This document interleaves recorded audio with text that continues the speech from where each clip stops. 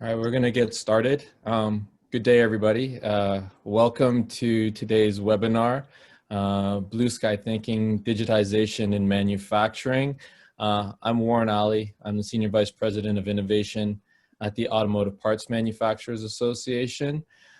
Today, we are joined by some pretty bright thinkers and pretty active doers in the IT space, especially when it comes into manufacturing. We're going to be talking to you today about the importance and the role that digitization is playing, especially in a factory setting, as we look forward, especially in the automotive sector, to what's going to make us competitive going forward for the next 50 years or so. And we'll also be discussing some of the importance and some of the challenges that have been brought forward and maybe accelerated thinking and actions that have been brought in by COVID. So joining me today, we have Yvon, Audette from KPMG, his partner, Chief Operating Officer. We have Chris Centeno, he's Vice President of IT Business Relationship Management at Magna International, and John Devins, Vice President at Canvas Analytics. Today's format is going to have some individual presentations by each one of the panelists, followed by a Q&A. Just a little bit of housekeeping. The Q&A portal at the bottom of the Zoom screen is where we'd like you to put any questions. I will be handling the asking of the questions directly with our panelists. We hope to be able to share some information with you and kickstart some conversations, but most importantly, we're hoping that the information that you glean from today's presentation will actually kickstart some actions of your own. So without any further ado, I'll turn it over to my colleague and friend, Yvon Audette, and from KPMG. But I'd also like to just thank KPMG for sponsoring today's presentation so that we can host this and share this information with all of you. Thank you, Warren. Really appreciate it. As you can see for the agenda, quite an action-packed set of topics here we're going to get through. So why don't we get going to the next slide, please? So I thought I'd share with you the broader KPMG thinking around this whole new reality. So in the top right, you'll see the four phases that we've mapped out and what we've seen a lot of clients across different sectors, including manufacturing, automotive. So day one, reaction. Really a lot of organizations kind of invoke business continuity plans, mobilize their task force, and so on. Then we moved in this notion of resilience. So what do we do to survive? A number of actions that were taken from different organizations, not only here in Canada, but around the world. And then we got into this notion of recovery. And I would suggest to you, there's still some clients in the resilience recovery phase right now that we're speaking to. So that's really getting used to maybe the corporate offices working remotely, maybe getting some of the personnel in different plants back to work with special consideration. And the last phase we're describing as a new reality. And the new reality has a number of elements to that. And we can talk a little bit about that briefly. So the slide you see in the middle here is really geared towards driving thinking, and most of the clients we've spoken to have some version of this that they're using. This is publicly available, so you're free to access that from our site. And we broke down 23 items that end up translating into 400 considerations behind the scenes into three broad categories. The first one is around the task force. So typically we hear or see that a task force has been assembled and they're focused on governance and risk items. And you'll see from the 7 items associated here, there's some key pieces to that puzzle that are really important. And I would suggest to you a couple in particular, really having a good understanding of the health and government guidelines, depending on where your facilities are or where you're headquartered and where you may be operating in. Employee law and legal review is another one that's coming up more and more. So really having an appreciation, understanding whether that's a collective agreement for employees, what's the implication if you are to return, do you actually adhere to the right guidelines and so on. And then moving into this notion of visitor and employee health and safety. And a lot of folks are spending quite a bit of time on that and understanding there's the whole getting the environment ready to accept employees, but there's also this notion of, are employees ready to return? What's their state of mind? Are there concerns there? And how do those concerns maybe map back into the risk elements that we talked about earlier? And that brings in a number of elements as well around personal protective equipment. Are you going to be mandating face masks, for example, in different parts of your organization, whether that's on the shop floor, whether that's in the corporate offices, or maybe at different places as you move into your office, whether that could be elevators, that could be entrance ways, and so on and so forth. And then there's a notion of physical distancing. So we've heard a lot about that on the news and from public health officials and so on. What are your policies and protocols and procedures as it relates to that?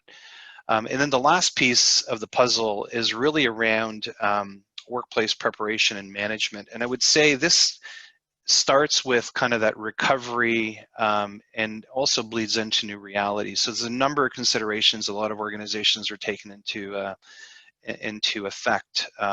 Redesign of certain elements, whether that's lunchrooms in manufacturing plants, maybe distancing tables a little bit differently. In the corporate setting, if you had some open desk environments that were more agile and so on, well, those don't lend themselves very well to physical distancing concepts. So what are you doing to do that?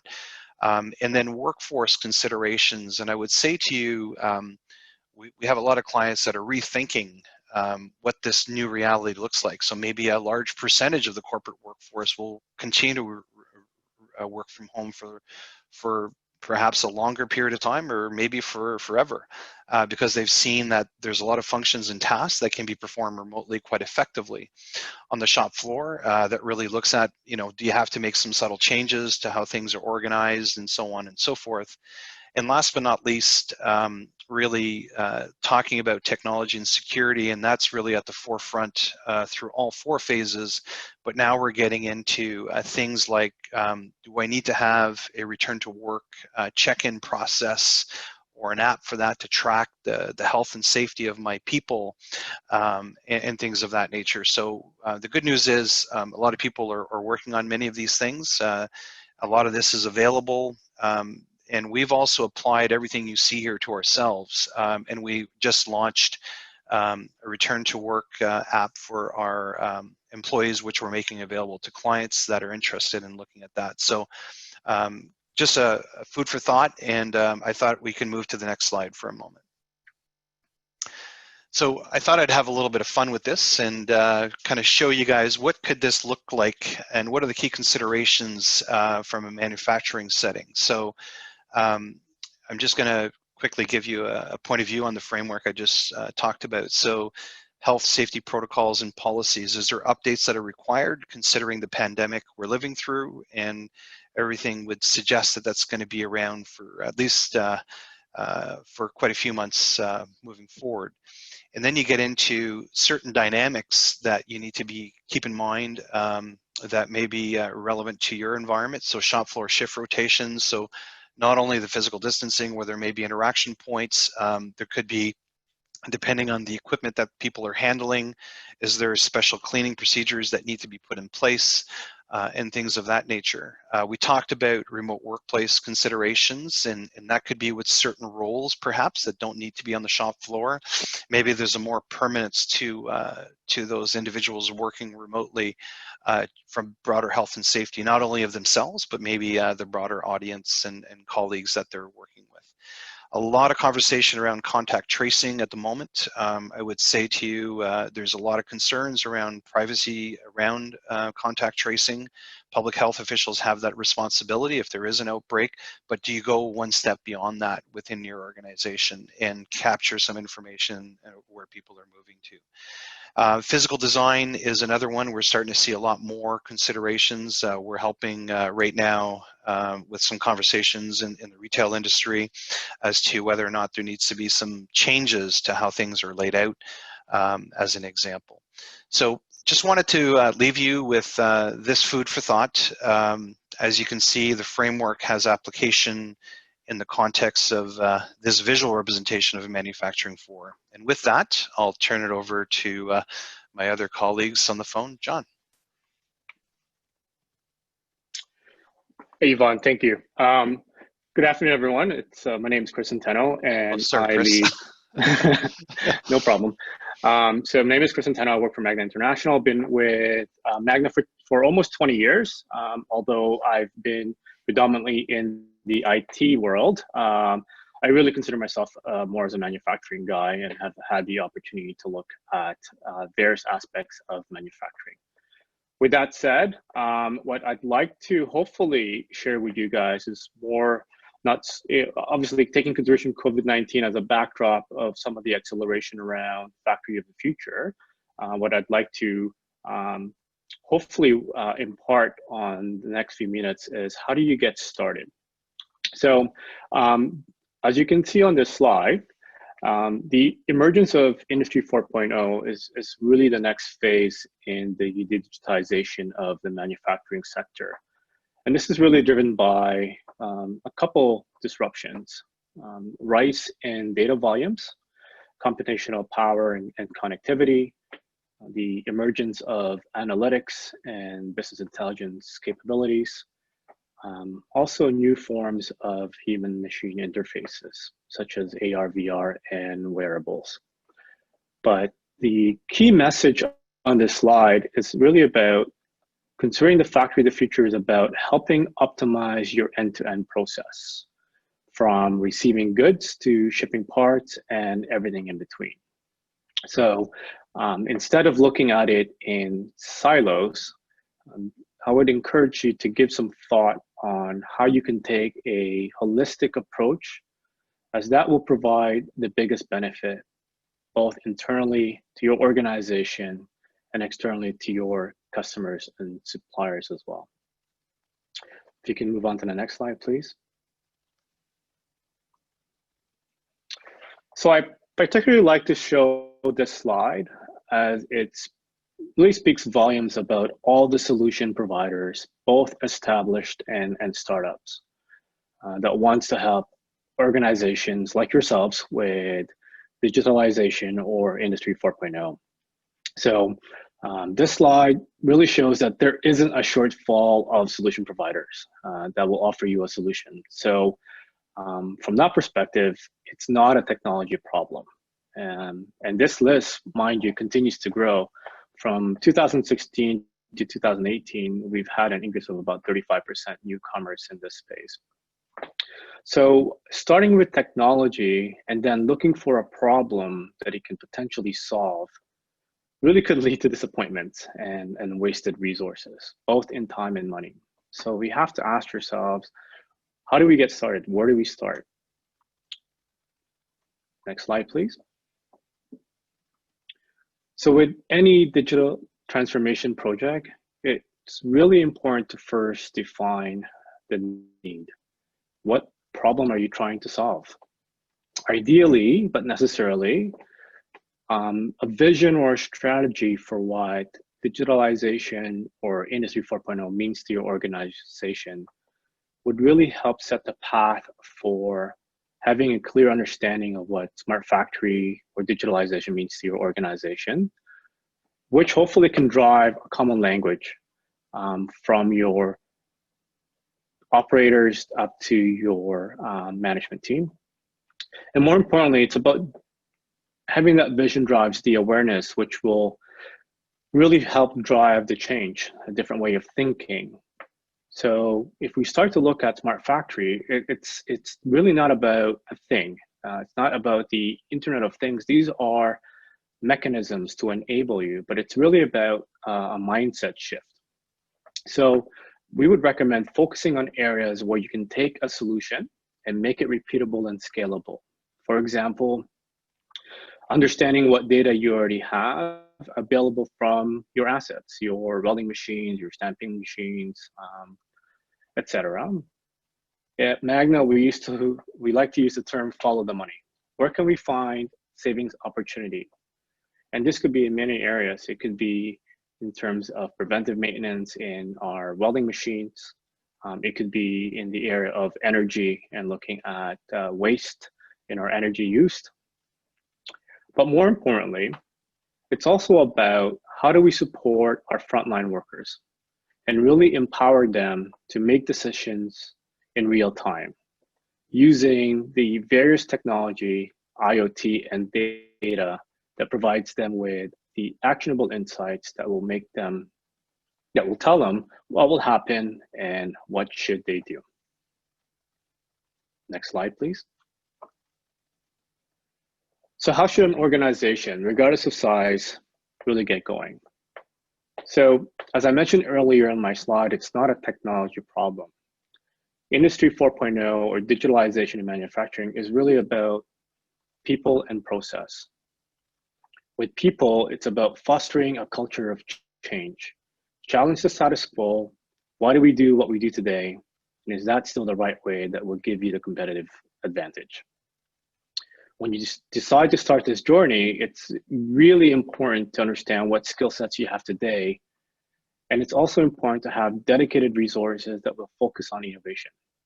More often than not, a lot of the innovations or pilots or POCs that we've gone to, part-time is no time. And this leads to a lot of failed projects, a lot of wasted resource, both time and money.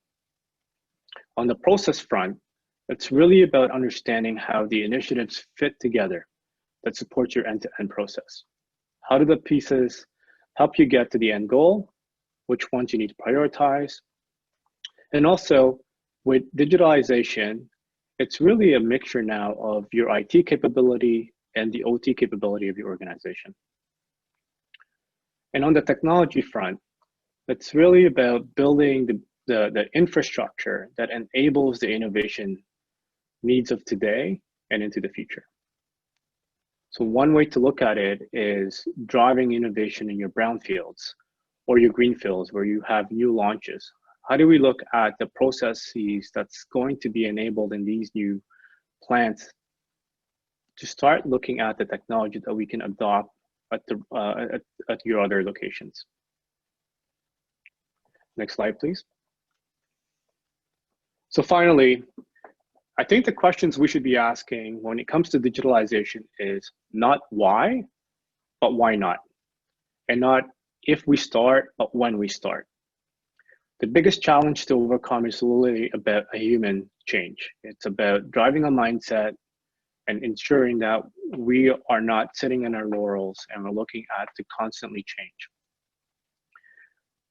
So standing still is not an option. I leave you with this quote by Henry Ford: if you always do what you've always done, you'll always get what you've always got.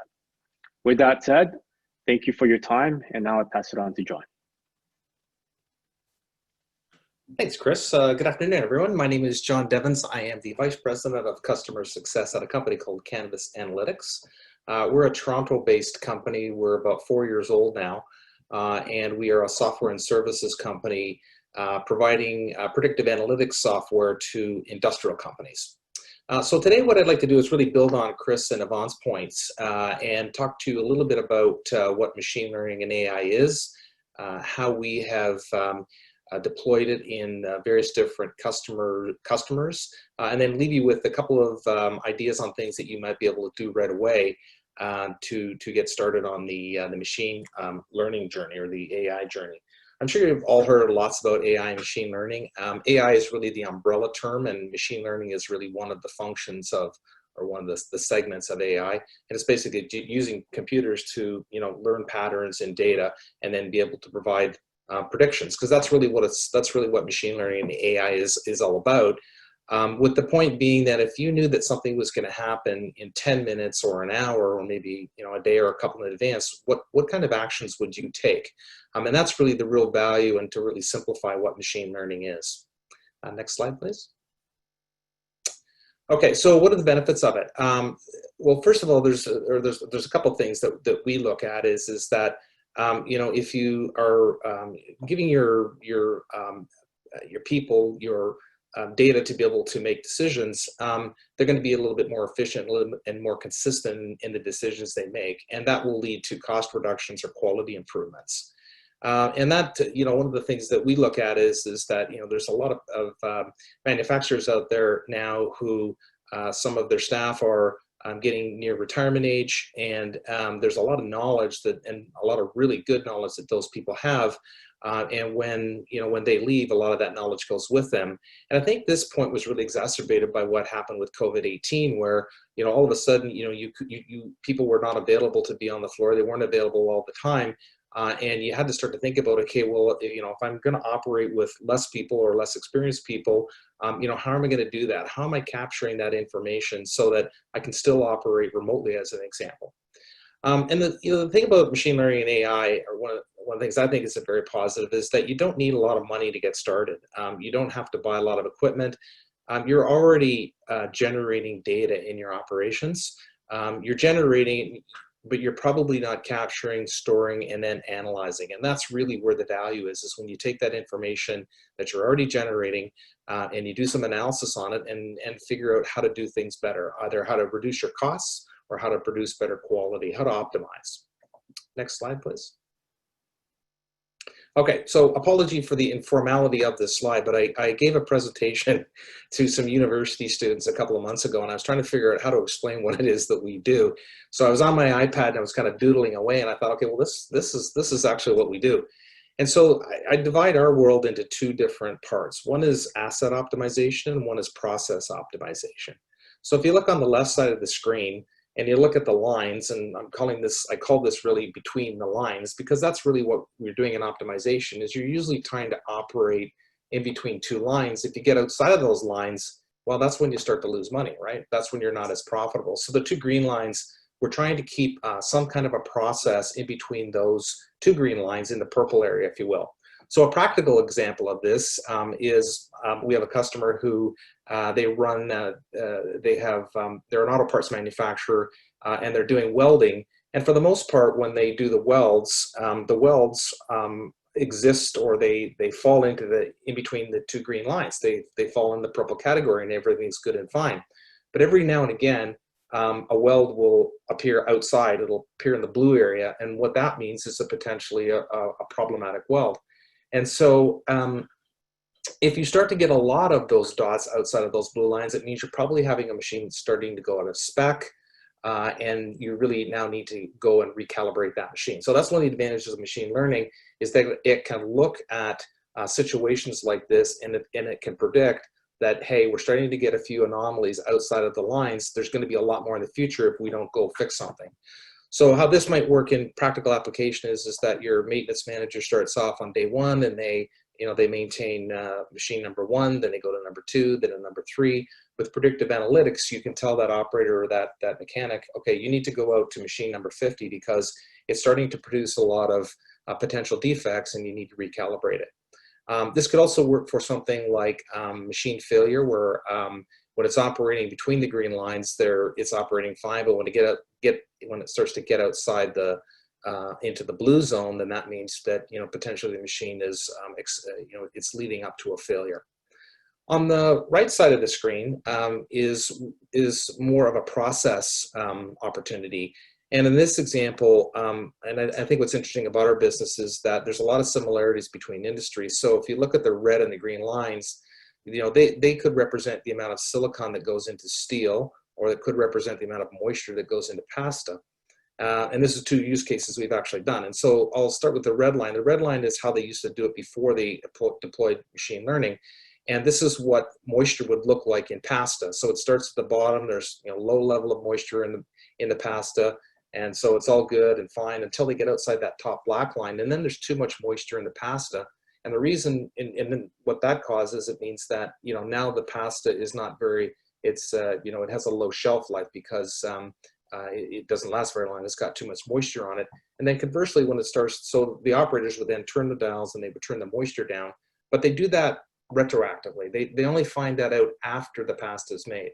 And the same thing with the line that's the bottom line. When it goes past the bottom black line, what that means is that there's not enough moisture in the pasta, and therefore the pasta is brittle.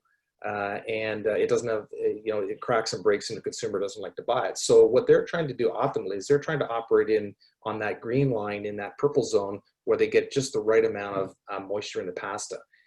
Now, where predictive analytics comes into it is that in the past, like I said, with pasta, they would only know the result after the pasta was made, or in the case of silicon, or the steel company we work with, what they would do is they would go out and they would sample the steel every 4 hours. The problem would be is that, you know, they may sample the steel where it's in the red part, you know, out of the lines, and it means that they were using a lot more energy than they needed to keep the required amount of silicon in that steel. So they would say, okay, turn the dials down, but by the time they did that and it got into the zone where they want to be, they had spent a lot more money in energy than they really needed to. And conversely, if the line got too low, got below the black line, then the silicon, the quality of the steel was actually lower, and they would have to sell it as a lesser grade or rework it. So the opportunity here was to was to provide them predictions every 2 minutes to tell them this is the level of silicon that's in the steel now and what it's going to be an hour from now, and basically try and keep that silicon level at a very consistent level. We've been very successful doing this, and there's been a couple of benefits to that. One of them is that the amount of energy that's used in this process is much less, so they saved a lot of money. And secondly, the amount of silicon in the steel is more optimal, so the quality of the product is much better. We've actually morphed this machine learning case into something which we call reinforcement learning, which is a new technology. And essentially what we did was we created a model that mimicked what an operator did. And so whenever the operator did something good and was able to operate in the correct zone, we modeled that. And then we conversely, when an operator was not operating very well, you know, we noted that as well. And then we created a model that would operate more like an operator in the good zone. And so now what's happening in the steel company is that about 85% of the time, the operators are following this model. And the thing that has come out of that is that, and I'm sure you can probably relate in your business, is that you have operators, you know, who are good and some who are not so good. And what this did was make the results a lot more consistent, because the first guy would come in and he would look at how the guy had the machine set up before and say, well, I don't like the way he sets it up. I like the way I set it up. So he'd spin the dials, and then the process would go up and down and up and down. Now, when they come in, they pretty much follow the recommendations and they have a very consistent process. Next slide, please. So here's a couple of examples. This is a project we're doing with an auto parts manufacturer. This is the example of welding. And what we're doing is we're taking the data from the robotic welder, and we're plotting that to look to see when potentially that robot is starting to have what we call them anomalies, which generally lead to problems in welding quality. So the idea on this is that if you know, as we're in the middle of this project actually, but as we refine it, it'll tell the company when they should go out and do some preventative maintenance on a welder.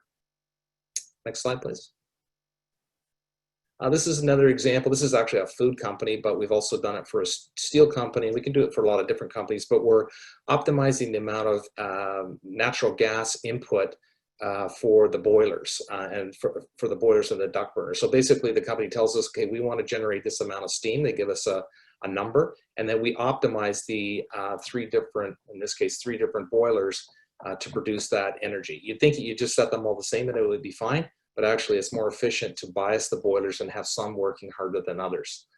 This has resulted in the savings for this customer of about $250,000 a year. And we've also done a similar case for an energy utility out west, and we've done it also for a metals manufacturer who uses an alternative source of fuel than natural gas. And so it's a steel manufacturer, and one of the byproducts of making steel is coke gas, and they use the coke gas instead of the natural gas, which allows them to save money. And it also is, you know, we actually did this case a number of years ago when the Ontario government was offering tax incentives, you know, to reduce the amount of gas that was being used, the emissions. Next slide, please. I think this is the final one, and this is really an example of how you could use machine learning to reduce the cost of doing lab sampling. So in this case, again, it's steel, and what the manufacturer did was they would, you know, randomly check, or not randomly, but they would they would do some lab sampling on their steel, and they would realize, okay, well, this one, you know, there's a problem with it. So they'd go back and they'd readjust the machine, but they only would do it, let's say, every 10th coil. Whereas in this case, we're actually providing them predictions that are telling them when we think that some of their steel might be out of spec, so that they can adjust those machines in a more timely fashion. So they don't end up with a lot of steel that needs to get reworked, or they have to downgrade it. This is an example of tensile steel, but we're taking a number of other different properties and doing the same thing. So it's really, you know, lab sampling is somewhat expensive. It's time consuming. And so this is an example of something that a use case for machine learning where you can actually do a lot. You can keep a better handle on the quality of the product that you're delivering. And that could also have impacts on your inventory as well. So this customer now has less steel in rework, and so they're able to have an inventory turn that's much quicker. Next slide. Okay, just some final thoughts. So a couple things. We all realize this is a very tough time, but you should be starting to think about your data infrastructure and what your strategy is in terms of collecting data.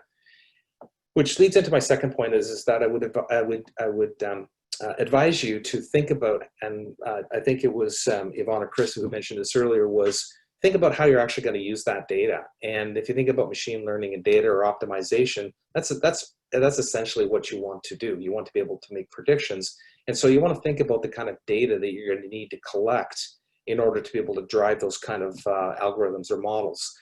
We often hear from customers that they have, a major automotive manufacturer told us this the other day, a project we're doing with them, and they said, we have lots and lots and lots of data, but we just don't have a lot of good information. So can you take that data and can you turn it into good information? We said, yes, we can, provided you're collecting, you know, the right kind of data. So sometimes you have to go back and actually pick up different kinds of data from different machines, depending on what it is you're trying to do. So a lot of times what customers will do is they'll put the data infrastructure in place and then they'll say, okay, right, I'm ready to go do some machine learning and AI right now, only to find out they haven't collected the right data or they haven't collected enough of the right data. So if this is of interest to you, we'd be more than happy to help you out. We can educate you on what machine learning is and what AI is and what are the potential good use cases for that. And then we can also help you with looking at some of your data, because there's often very interesting things in your data that will either, we find there's usually one of two outcomes.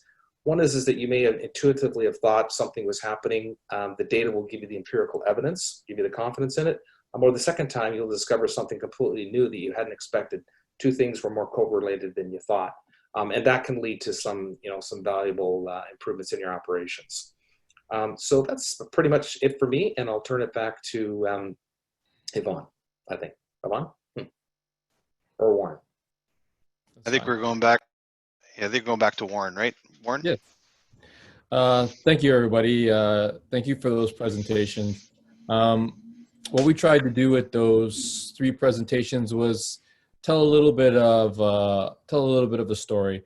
Yvon talking about what is being done now in terms of organization-wide, adjusting with COVID, getting people back up and running in an overall organizational sense. And that lays some of the groundwork for the discussion that's coming forward. Chris, from Magna's perspective, global tier one, multiple different facilities, thousands of employees. But at the same time, getting started, it's same regardless of the size of your organization. Have a strategy, have a plan. Don't try to do things piecemeal and hodgepodge, because trying to knit all these various things together could be a challenge. But don't just try to do anything. Identify some specific use cases, because there are solutions galore that are out there. So identifying those things that you want to solve first versus, hey, let's adopt this solution, is probably more of a pragmatic approach that will help you going forward. And then from John's perspective, it's talking about one of these actual solutions provider and how their solution partners with the manufacturer, how they implement it, how they get it up and running, but also to demonstrate that you don't have to do it on your own, that there's ways to work together. And it's really about, before you get started, making sure you have the right ingredients. You know, if you don't have all the ingredients to bake your cake, it doesn't matter how much you want to get done, it's not going to turn out right. So that's kind of what we wanted to do. So part of what we want to do now in carrying the conversation forward is maybe address some questions that help speak and flesh out. So part of the challenge in adopting digitization has always been, well, how do you get started? Where to get started? What do I got to do? And in automotive, it's go, go, go all the time. And you rarely have pause and time to think. Well, because of COVID and this invisible enemy that's come forward, it forced everybody to just stop. It wasn't market forces. It wasn't financial crash. It was literally everybody stop what you're doing, retreat to your own abodes, and it gave people time to think. And so one of the things that has come forward is, has this actually been beneficial in kickstarting programs? So has COVID-19 fast-tracked your digital transformations? And so, you know, maybe Chris, if you could weigh in a little bit about that, because you've already started and you could talk about it being a journey. So there's no final destination. So maybe you could weigh in on that. Sure, Warren. Absolutely. I think with COVID-19, it certainly has accelerated the need to innovate, right? It's making organizations rethink and adopt to, and I think we've all heard the new word, the new normal, right? And this really presents certain challenges. First and foremost, around the health and safety of the people in our plants, whether that's your employees, your customers, suppliers. This has definitely has magnified the need for how do we support the safety of our employees. Social distancing measures and travel limitations and restrictions are now challenges in terms of performing business as usual activities. So if you look at a manufacturing plant where before you're able to just have someone come over and help troubleshoot, how do you do that now safely and remotely? Even with our customers, when we start to look at new plant launches and process reviews, how do we do that? With people not being able to travel, with people that being able to come into our facilities, even down to our supply base, when we start to look at quality issues and being able to do audits. So at Magna, fortunately, because we went down this path, we've had already foundational tools that we've put in place. So we've now been able to now look at how do we look at these technology that we have from a collaboration perspective, such as MS Teams or WebEx or Zoom that most of you are familiar with, and not only about how do we use it more, but how do we now exploit other capabilities around these technologies? So we're starting to look at integrating wearables into our collaboration platforms so we can do plant tours remotely. We can start to look at plant audits remotely. So I think that's the good news is, I think most organizations already have foundational technology that you can start to look at and drive innovation, understanding how you exploit it, partnering with some of your technology vendors that you have relationship with and working with them as well. But the important thing here was, it wasn't we need to look at a technology and go find a solution. Really, it was driven by COVID. COVID drove the urgency to now really rethink about how we do things. And I think this is going to, not only did it accelerate, but this becomes the new normal. Yeah, no, I agree.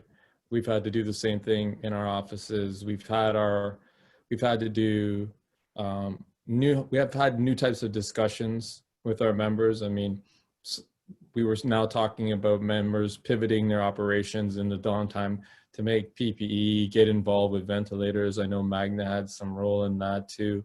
So it's even thinking beyond, it's how can we now transform some of the stuff that we do? And again, you couldn't do that if everything had to be physical. You couldn't get involved and make the connections with the med tech industry if everything had to be a physical thing done. So being more digital has been beneficial in being able to help assist scale-ups. Maybe Yvon, you could talk a little bit about, we've had some questions with regards to what will return to work look like. Automotive, to a degree, has remained somewhat essential. The thing that forced them to shut down wasn't necessarily, it was part of the environment, but you know, going back now, what will that look like? How will that roll out? We could talk maybe from an office setting, and then I can give some observations I saw from some of the plant tours that we've done.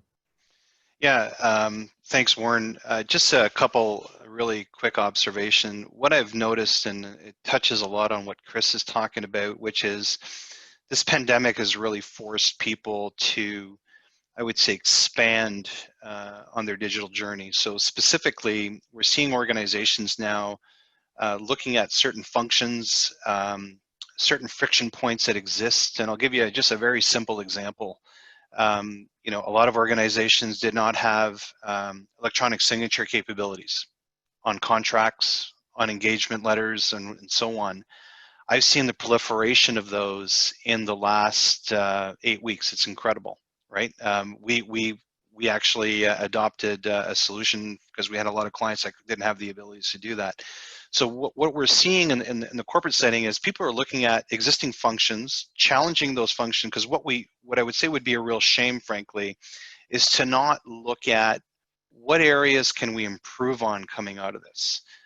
So from a people, process, and technology enablement perspective, what things can be done different? What things can be automated so we can free up people to do more meaningful work, as an example, and also challenge the status quo. I think there's a lot of old school thinking out there that says everything needs to be in a structure, in an office. We have to adhere to traditional hierarchies and how we do things. I would say the future of work across not only the manufacturing sector, but many sectors right now is being challenged.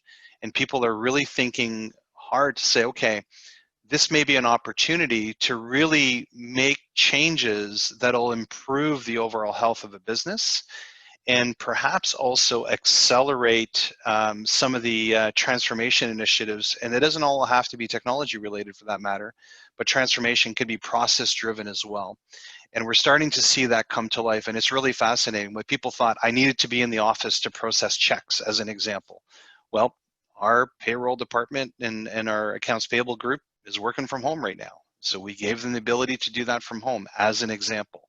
So challenge the status quo, I think, is really important. And I would say people can really leverage what we've learned through this and continue with what we've learned through this process.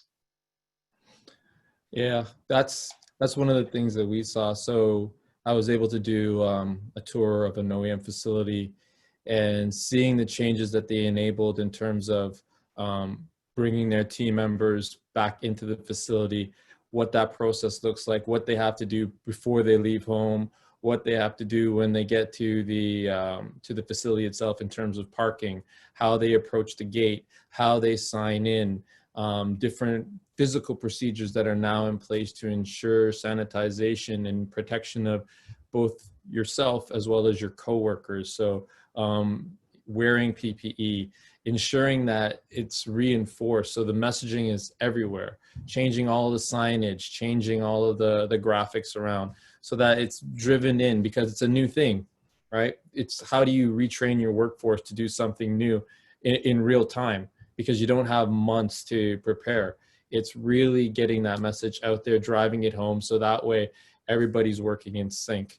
So, and then how do you adjust and make sure that you're keeping physical distances in an office setting? We don't all necessarily work, but they're built so that there's a certain number of square footage per person to optimize the space. How do you do that now when you can't, and you have to physically separate people? So bringing people back as best way possible is a new way of thinking, and you didn't have a lot of time to plan for it. But with data, with more ways to analyze things, you can come up with something better as opposed to just trying to do stuff on the back of a napkin. Just maybe to add something, Warren, quickly, you touched on something really important, I think, and that is productivity needs to be thought through through the lens of, as you're talking about, return to work. I'll give you an example. A colleague of mine had to go downtown. He works in one of the towers to pick something up. So the people that were on the critical list in their tower, there was a lineup outside because they're only allowing 3 people per elevator. And then the challenge with regards to public transit, they're in the Greater Toronto area. So there's a lot of concerns about that. And if you've seen what they've done in some of the streetcars, they blocked a bunch of sections. It's basically 25% capacity. So productivity in the current state, even if you were thinking of going back to work, can't be the same as it was. So then productivity may be higher if you continue to operate in a remote setting, as an example. So you triggered that. I just wanted to make sure that people are thinking about those situations as well, because that may have a negative impact to the productivity of your workforce if you go back and they have to contend with these challenges to get into the office or get to the office, as an example. So I have a question for Chris. So, you know, you have facilities all over the world, in different countries. COVID's affected everywhere. So it's not like there's been one jurisdiction that's been immune to it. And it's affected jurisdictions in different ways. We've seen it affect Asia. We've seen it affect Europe. Now it's going on here in the Americas. So for you guys, because you're global, because you have, what would this do? Like, how has digitization or technology helped where maybe your workforce per plant gets affected? So the number of operators that you can have there. And then also from a technology standpoint, because you have all types of facilities doing different things, how do you push technology, or how do you get technology pushed out to the various facilities when they might not all have, well, obviously they don't all have the same footprint, they don't all do the same things, they don't have the same environments, they don't have the same jurisdictions. Like, how does that work? That's a really good question, right? It's particularly for Magna, a very decentralized organization. But if we look at the COVID-19 as a backdrop, COVID-19 is a global problem. So this presents an opportunity to look at a global solution. So the pains of having a solution to support some of the requirements. I'll take safety as a need at the moment. What we've been able to successfully do is really look at more of an 80 to 20 mix of where we're rolling out a solution. What's the 80% of standards can we actually put in place? So one of the things we developed was a screening tool app, and the challenges there was when you start to look at your shop floor employee, your visitors, and your customers, how do you ensure they've got access to the tool? So we looked at what various capability means, what are the various enablers to be able to do that. And we also work with other partners and understand what are the privacy requirements, what are the security requirements, et cetera. But if we start to really look at, you know, how does this drive change? I think it's important to understand, and Yvon kind of hit on this, right? When we start to look at providing the tools, it's about understanding what tools in your toolkit help support the specific function. So you may not necessarily be able to have everyone work remotely, but there should be a subset of people that needs to be, essentially. Then we have to look at other functions where, like I'll take engineering as an example, where they now need to be able to support the line. How do you enable the technology to do that, whether remotely or locally? How do you start to take the CAD data they're looking at and be able to distribute that globally? So there definitely is a lot of thought that needs to be to do there. The good thing, again, is that there is technology out there, right? what we have to understand is what are we trying to solve? What's the problem? And who's the customer? And how do we ensure that the experience is going to be consistent, whether it's remote from home or on site? We only have a few more minutes left, so maybe we'll give John the ability to just add in a little bit more insight as to, so you gave us some background as to what AI and ML is and how that works, but essentially, how does it enhance your organizational structure? Like for us in the automotive, safety and everything is paramount for sure, but it's the safety, the quality, and making sure we get the most out of our people is always paramount in everything we do. So maybe talk quickly about how this will unlock a little bit more productivity and efficiency out of the team members we have. Yeah, I think probably the key thing is that, you know, if the more data that you have or information that you have in order to make decisions, the better decisions that you're going to make. So I think, you know, coming out of this, I think the key thing is you know, get your data and rely maybe less on intuition, you know, and tribal knowledge, and rely more on the data to help you make decisions, both on the floor as well as you know, in the executive office. Because the answers that you're looking for, they're in the data. You just have to have the right, and Yvon probably hit on it, and Chris as well, was the right, you know, people, process, and motivation, you know, to be able to do this kind of work. And I think the thing we have to realize is that in the future, there's going to be more. There's just going to be more data. There's going to be more data-driven decisions. There's going to be more technology, not less. It's not going away, right? And it's also going to become a competitive weapon or disadvantage if you don't do it. So you can't really ignore it. You got to figure out what works best for you, but you need to get started on the journey. And I think that, you know, coming out of the situation, the COVID situation, you know, there's going to be winners and there's going to be losers. And I think the winners are going to be those who take, you know, digitization and you know, automation more seriously than those who don't. Thank you very much, John. We're reaching the end now. If you could move forward one slide, there's some takeaways that we want to make sure that everybody has in this. You know, as we said, it's an organizational mindset.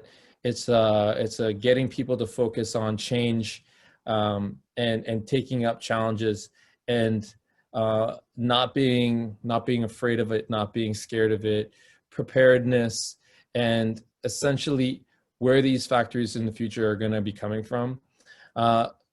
This is not something that you're going to do in a vacuum.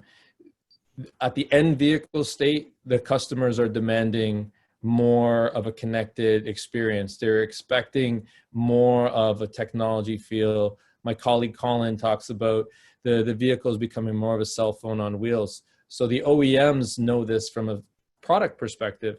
Technology is there. But because there's got to be a closer relationship now between suppliers and the final assemblers, they are going to be driving that demand. So maybe we could have one final point from everybody as to how it's being driven by their customers. So Chris, you can talk about your supplying to the OEMs, Yvon, obviously with all of your clients, and then John, we have about a minute each for all of you. So maybe we'll start with John, go to Chris, and then end with Yvon.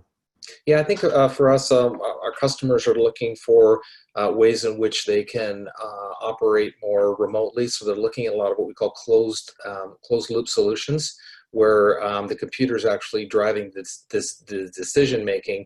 There's still human oversight, and there will be for a while, but they're definitely headed in that direction.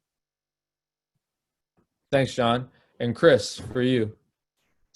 Yeah, so for us, actually, our OEMs are starting to engage with us. They're starting to look at what are we doing in that space? How do we collaborate? How do we work together to either look at opportunities on how we can improve the end-to-end process from when we receive the parts to when we ship them good parts, right? So definitely this is on the forefront of our OEMs, and we're really looking at how do we work with them? How do we ensure we share the data, the required data? how do we make sure that all of that, the ecosystem in place is helping us be successful together as partners. Thanks, Chris. And we'll give the final word to our host and our sponsor from this. So Yvon, please, you can bring us to the end. Yeah, sure. I think the key message is elimination of friction points, looking for automation where it makes sense, and also leveraging automation and technology as people return to work to help them make the right decisions so they can stay healthy as this process continues. Thank you very much. We've reached the end. I know there was some questions that we might not have got to. You all have my contact information from this, so please feel free to reach out to me. And I have our colleagues here. Chris and John actually sit on our digital manufacturing committee at the APMA, so we'll be able to bring these up at our future meetings.